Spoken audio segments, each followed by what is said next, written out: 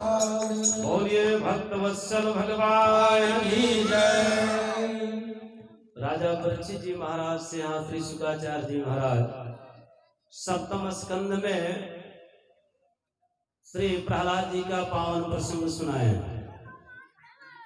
प्यारे, एक बात बताएं कि राजन, भक्ति का मार्ग बड़ा कठिन है। भक्ति प्रारंभ करोगे तो नाना प्रकार के संकटों का सामना करना पड़ेगा और संकट को आप झेलते चले गए फिर परमात्मा प्राप्ति अवश्य आपको होगी, आपको सुख प्राप्त होगा।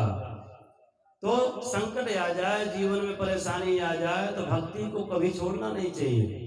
यहाँ प्रहलाद जी का पावन प्रसंग सुनाए। सब कुछ सहन करने के बाद भी प्रहलाद जी महाराज भक्ति को नहीं छोड़े। अरे हमारे आपके ऊपर थोड़ा सा संकट आता है, हम लोग भगवान का पूजन पाठ सब बंद कर देते हैं। यारे किसी का बच्चा जैसे सीताराम हो जाते हैं, महाराज बहुत पूजा की हम, ये सुने नहीं, हमार लड़का हमार गए बाबा तब से हमें ना अगरबत्ती नहीं दिखाई था। ऐसा नहीं भैया, आपको भी जाना पड़ेगा। संसार छोड़ करके परमात्मा से हमारा संबंध है तो आवागमन का चक्कर सबका लगा रहेगा। कोई आएगा कोई जाएगा, संसार है, लाखों जा रहे हैं लाखों आ रहे हैं संसार में। कोई हंसता कोई रोता कोई गाता है। भक्ति को कभी छोड़ना नहीं चाहिए। दशरथ जी के पुत्र भगवान नारायण थे, साक्षात नारायण उनके यहाँ पुत्र बन करके आए। जिस परमात्मा का नाम लेने से जन्म जन्मांतर के पाप नष्ट हो जाते हैं, वह परमात्मा इनके यहाँ बेटा बन के आया। अवंत में दशरथ जी महाराज को तड़प तड़प करके मरना पड़ा। यारे जिसका बेटा भगवान उसको तड़प कर मरना पड़ा, तो हमारे आपके जीवन में संकट आ जाए तो बड़ी बात नहीं है। अवश्य में भोक्तव्यम कृतम कर्म शुभाशुभम। प्रहलाद जी महाराज से पूछा हिरण्यकश्यप, बता तेरा नारायण कहाँ है? हे दुर्बनीत मंदात्मन कुल भेद कराधमा अस्तंभम मच्छा सनोद्भूतम निश्चित्वा देवच्चयम। अरे कुल का कलंकी प्रहलाद, बता तेरा नारायण कहाँ है? आज यमपुरी जाने से तुमको कोई बचा नहीं सकता है। प्रहलाद जी ने कहा, पिताजी ना केवलम में भवतश्च राजन सावे बलम बलिनाम चा परेशम। अरे पिताजी, वह नारायण केवल मेरे ही अंदर नहीं है, आपके अंदर विद्यमान है। अणुअण में कण-कण में जर्रे जर्रे में उसकी सत्ता विद्यमान है। उसी की कृपा से आप बोल रहे हो। अच्छा, इस खंभे में तेरा नारायण है?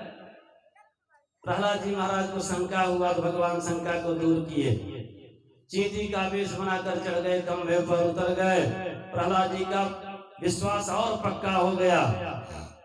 ये नारायण कृपा की देन है कि जलते हुए खंभे पर चींटी चढ़ गए उतर गए, उसका बाल बांका नहीं हुआ। हाँ पिताजी, हमारे नारायण इस खंभे में विद्यमान है। जो प्रहार किया भगवान प्रकट हो गए।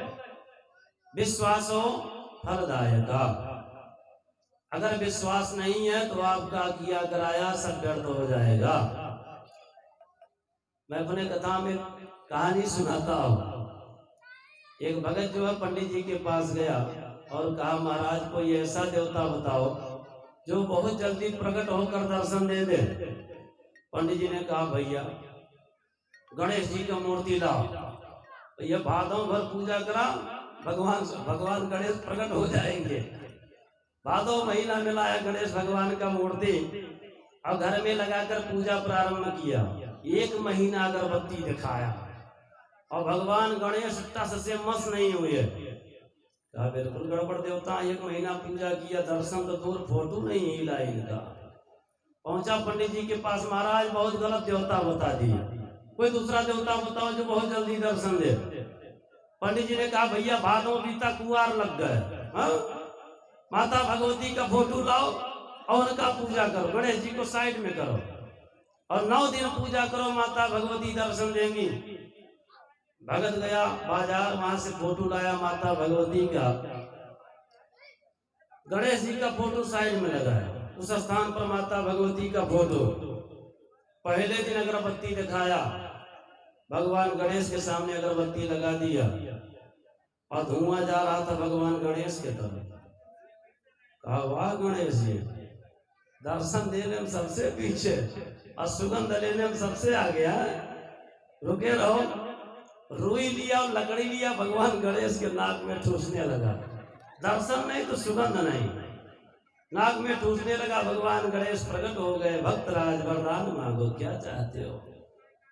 कहा महाराज जब इतने प्रिय था रुई तो पहले दिन बताए होते, नाक में लगा दिया होता।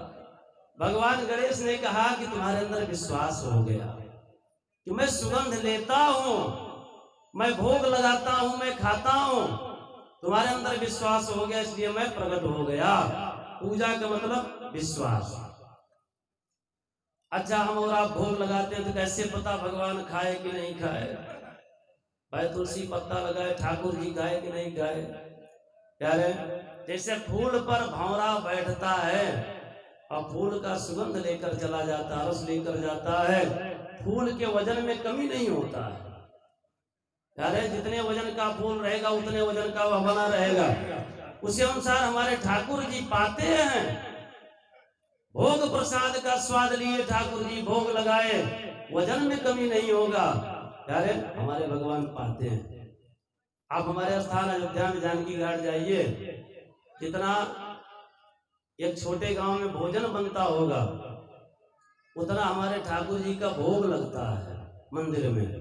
इतना ऊंच ऊंच रोटी, 2-3 गड्डी भगवान के सामने रखा जाएगा। और जो तसला में जो है महाप्रसाद और दाल प्रसाद, साग प्रसाद सब रखा जाता है, भोग लगाया जाता है। यारे एक साहूकार आए, बोले महाराज जी हमें विश्वास नहीं भगवान खाते कि नहीं खाते।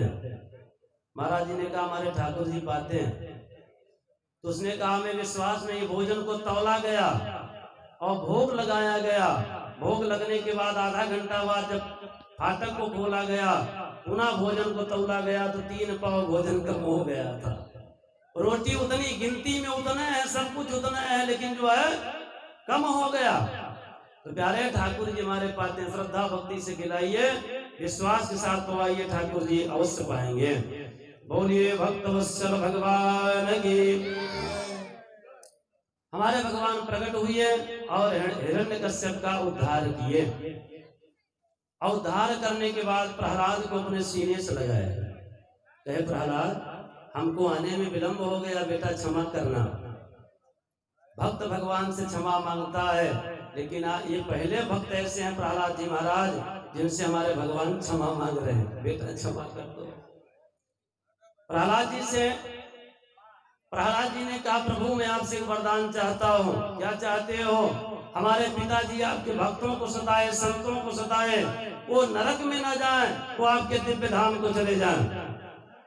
भगवान ने कहा बेटा आकाश मंडल की तरफ देख, तुम्हारे पिताजी हमारे धाम को जा रहे हैं। क्या रे? तो भक्ति का मार्ग कभी छोड़ना नहीं चाहिए। बड़ों का सदैव सम्मान करना चाहिए। घर में जो अग्रज हैं, बड़े हैं, उनका सदैव सम्मान कीजिए। प्रहलाद जी को हिरण्यकश्यप इतना सताया, लेकिन प्रहलाद जी कभी अपने बाप को ऊट पटांग नहीं बोले और मरने के बाद भी उनका कल्याण चाहे हैं। भगवान से कहे हमारे पिताजी नरक में न जाएं, आपके धाम को चले जाएं। तो माता पिता का कभी भी अहित नहीं सोचना चाहिए, सदैव उनके मंगल की कामना करनी चाहिए, उनकी यथाउचित सेवा करनी चाहिए। आजकल के बच्चे भी सेवा करने के लिए पारी लगाते हैं। 6 महीना पिताजी हमारे लगे, 6 महीना तुम्हारे लगे। अब माता पिता 6 महीना बेचारे या घरे वा घरे दौड़ के भोजन करे और बीमार हो जाए तो चंदा लागे, भैया 100 तू दियो तो 100 हम दे, 300 डॉक्टर का फीस है। अब चंदा के चक्कर में पिताजी जो है झूल रहे हैं बेचारे। एक हफ्ता में बेचारे रुपया इकट्ठा कर पाए तो कह ले चलो बड़े हॉस्पिटल। डॉक्टर साहब कहें भैया घरे ले जाओ, जाम ली अभी नहीं रही है, अब यही है अभी। बोलिए भक्तवत्सल भगवान की।